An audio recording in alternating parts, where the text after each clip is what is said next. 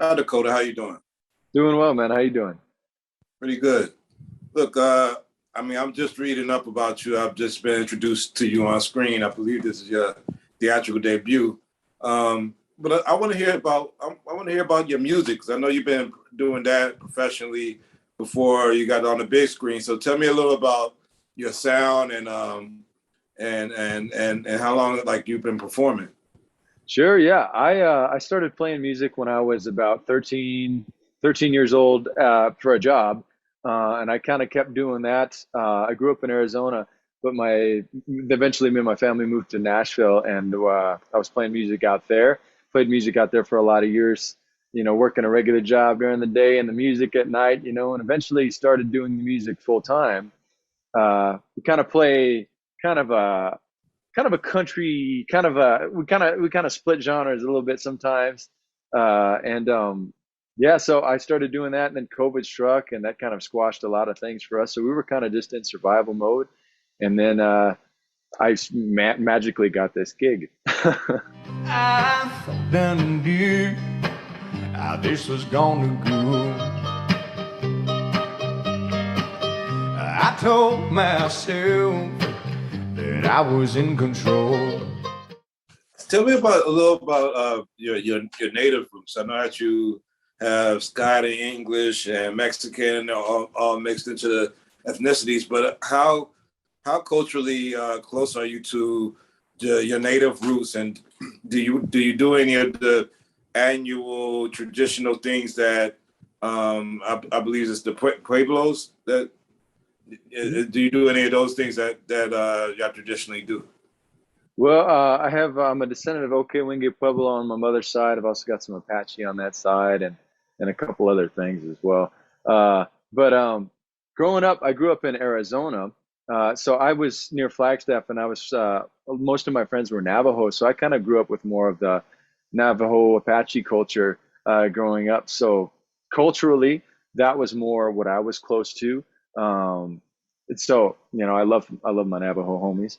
Uh, so I kind of grew up with the blend in my household. There was the native culture, there was the Chicano culture, there was the white culture. And in the Southwest, I feel like that's so prevalent. There's so many kids like me who are mixed with a whole lot of things. I think it mixes beautifully, and it's just so cool to have multiple different things to grow up with, because you can never be prejudiced to anybody, because if you're five or six different things, it's like it just doesn't make sense after a while.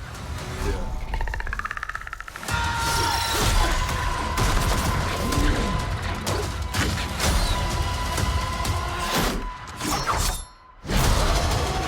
How cool was it to wear like that war dress and everything else in this and while you're playing this character and to don those traditional native garb and I don't know if it's makeup or whatever you would call it. Like how cool was it to be in that and performing this character that's a warrior.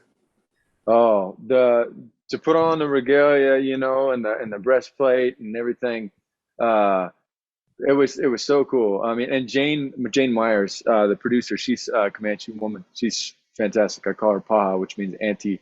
Uh, um, she did a great job in making sure everything was historically accurate as we could get it, and making sure everything was legit. And the war paint is actually made out of this clay stuff, so that was awesome.